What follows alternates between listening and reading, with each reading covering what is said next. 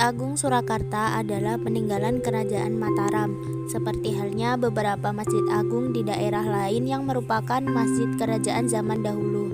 Masjid Agung Surakarta pun memiliki beberapa kriteria, di antaranya terletak di dekat keraton sebagai pusat pemerintahan dan tempat tinggal raja, alun-alun sebagai pusat aktivitas masyarakat, dan pasar sebagai pusat kegiatan ekonomi. Masjid yang dibangun pada era Pakubuwono III ini mendapat pengaruh gaya arsitektur Jawa kuno dan Belanda. Penggunaan bahan kayu pada beberapa bagian masjid tampak mendominasi. Secara keseluruhan, bangunan berbentuk tajuk dengan atap tumpang tiga dan berpuncak mustaka atau kubah.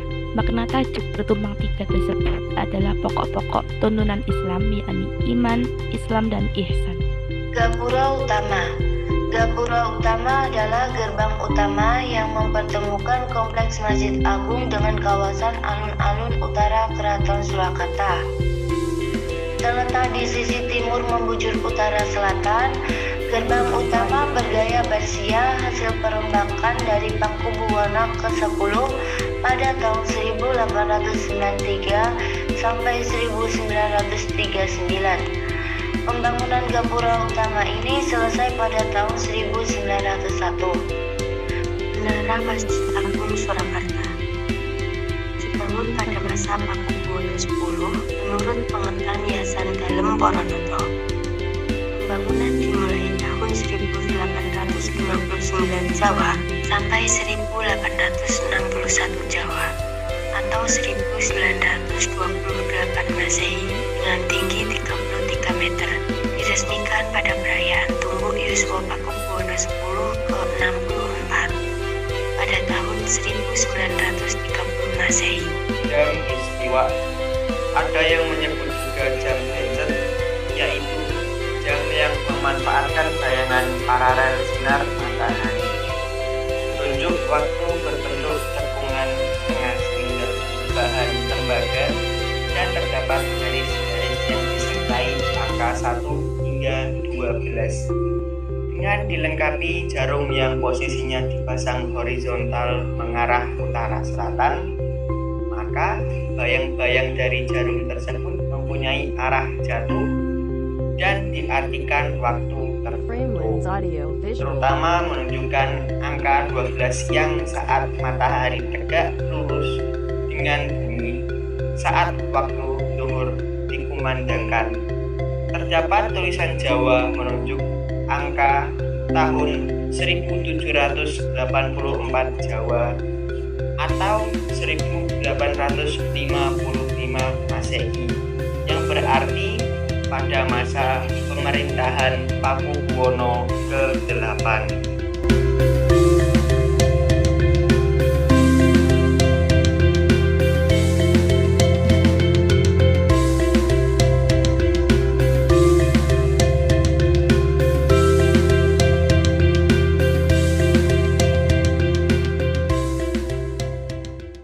Assalamualaikum warahmatullahi wabarakatuh. Waalaikumsalam warahmatullahi wabarakatuh. Kali ini saya bersama dengan pengurus Masjid Agung Surakarta. Mungkin boleh perkenalkan Bapak? Ya, nama saya Pak Abdul Basit, Sekretaris Masjid Agung Surakarta. Baik Pak Basit, ini sebagai sekretaris, tentunya Bapak sudah mengetahui ya sejarah panjang dari Masjid Agung Surakarta ini sendiri. Dan mungkin ada yang Bapak ketahui tentang latar belakang dari Masjid Agung, berdirinya Masjid Agung Surakarta ini. Ya, jadi ini saya jelaskan secara singkat, nanti kalau ada yang kurang itu bisa dilengkapi. Panjenengan adik-adik bisa lihat di perpustakaan Masjid Agung, nanti pinjam buku sejarah di Agung, nanti bisa difoto. Nah, difoto. Kemudian atau di kantor Masjid Agung ada figura sejarah singkat Masjid Agung. Jadi Masjid Agung ini dibangun ketika pemerintahan Pakubuwono yang kedua, dari tahun 1745 Masehi, ketika terjadi waktu itu pemerintahannya bertempat di Keraton Kartosuro. Dari Pakubono kedua ini bertempat di Kartosuro karena terjadi peristiwa geger pecinan, jadi pemberontakan suku Tionghoa kepada keraton, maka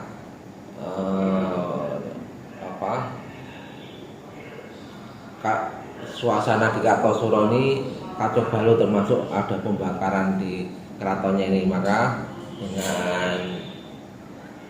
diputuskan Pakubono yang kedua ini memindahkan pemerintahnya ke Desa Solo dengan dibantu POC pada waktu itu. Nah, karena Pakubono ini juga tidak hanya sebagai kepala atau raja yang mengelola pemerintahan, tapi juga mempunyai gelar Sayyidin Manotogomo, yaitu penyebar agama Islam atau sebagai ulama, tidak hanya umarok tapi ulama. Dia terinspirasi oleh kerajaan Islam Demak, jadi waktu itu Sultan Hadijoyo ini membangun masjid Demak, maka dia bisa membangun keraton di Solo. Kemudian juga ada alun-alun seperti di Demak, dia bangun masjid ini, masjidnya Ageng. Kalau nama keratonnya Masjid Ageng Keraton Surakarta di Ningrat. Kalau nama pemerintahnya Masjid Agung Surakarta. Nah, ini mengambil inspirasi bentuk rumah adat Jawa berbentuk joglo dengan bahan material kebanyakan kayu. Makanya bentuknya Masjid Demak dan Masjid Agung itu sama, ya, hanya besarnya.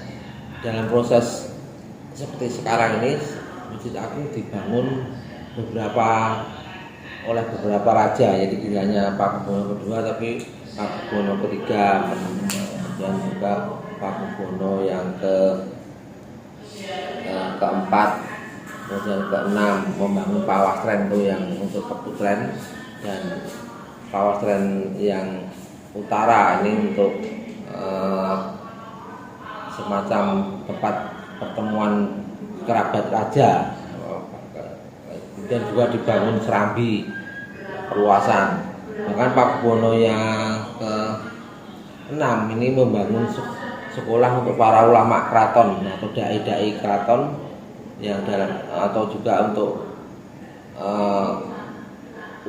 khotib dan imam masjid ini Mambalulum, ini sebagai cikal bakal para kiai-kiai yang nanti mendirikan para pesantren-pesantren di tanah Jawa itu. Jadi membangun Mambalulum. Kemudian juga Pakubono ke-6 ini membangun Bangsal Pradonggo ini yang untuk tempat gamelan sekaten. Jadi kalau Anda pernah melihat sekaten, ini setiap bulan Maulud dikeluarkan gamelannya dari keraton ini dalam rangka peringatan Maulid. Itu dulu diciptakan kegiatan itu sebagai sarana dakwah untuk masyarakat senang ke masjid, supaya sarana dakwah untuk memeluk agama Islam, karena kesenangan masyarakat pada waktu yang masih Hindu itu senang pada gamelan. Kemudian doanya pakai nyanyi, ya. Akhirnya juga para ulama-ulama dan sunan-sunan di Jawa ini mengubah beberapa lagu yang terinspirasi dari hadis dan Quran. Jadi ada pocong, ada megatur, dandang bulo dan sebagainya. Ini isinya tentang nasihat-nasihat kebaikan. Jadi Masjid Agung ini juga tempat tradisi keraton yang dulu diciptakan oleh para ulama dan raja ini untuk menarik masyarakat bisa masuk masjid, yaitu sekaten, malam penipuran, ada grebek sawal, ada grebek besar. Nah, ini yang sampai sekarang masih ditradisikan oleh keraton bertempat di Masjid Agung. Nah, kemudian seperti yang kita lihat ini ada menara Dagapuro ini dilengkapi oleh Pakubono yang 10 sekitar 1839 dan 40 itu. Setelah Raja Pakubono yang 10 ini raja yang paling Islami, yang maksudnya pemahaman Islamnya dan ini kuat, sehingga ketika dia naik haji dia terinspirasi supaya masjid ini bisa terlihat dari jauh, dia bangun menara. Jadi menara, kemudian juga ada atasnya gapura yang terinspirasi bentuknya berbentuk kubah, jadi Timur Tengah atau gaya Turki. Ini karena dia pernah berkunjung ke Turki, sehingga dia bangun, ada akulturasi bangunan Jawa dan bangunan Timur Tengah pada waktu Pakubono 10 ini. Kemudian Pakubono 11, 12 dan sekarang 13 ini tidak ada penambahan bangunan. Jadi sejarah Masjid Agung ini dibangun dari raja ke raja, dari mulai Pakubono 2 sampai 10. Dan oleh pemerintah sekarang ditetapkan sebagai bangunan hidup cagar budaya. Jadi seperti ini nanti foto, kalau mau foto kepresnya keputusan menterinya. Mungkin itu Mas. Baik, ada satu pertanyaan lagi Bapak yang ingin saya tanyakan terkait kegiatan tadi, menyinggung soal sekaten nggih. Apakah ada kegiatan lain selain rutinan, selain sekaten? Ya, kalau tradisi keraton ada sekaten itu, kemudian ada habis sekaten ada grebek itu, mulut itu. Jadi sedekah raja yang berbentuk hubungan itu untuk dibagikan. Nah, kalau sekarang direbutkan oleh para masyarakat yang melihat di sekaten itu tanggal 12 mulut. Kemudian ada kalau Ramadan nanti malam selikuran menyambut Lailatul Qadar itu. Biasanya raja ada arak-arakan lampion, kemudian ada 1000 tumpeng itu, 1000 apem, itu melambangkan kalau dapat Lailatul Qadar sebagai pahala 10 bulan gitu ya. 1000 bulan ya. 1000 bulan. Terus kemudian ada nanti Selasa grebek besar ya. Ada juga. Jadi semuanya dibawa ke sini untuk didoakan oleh ulama keraton yang bergelar tafsir anom.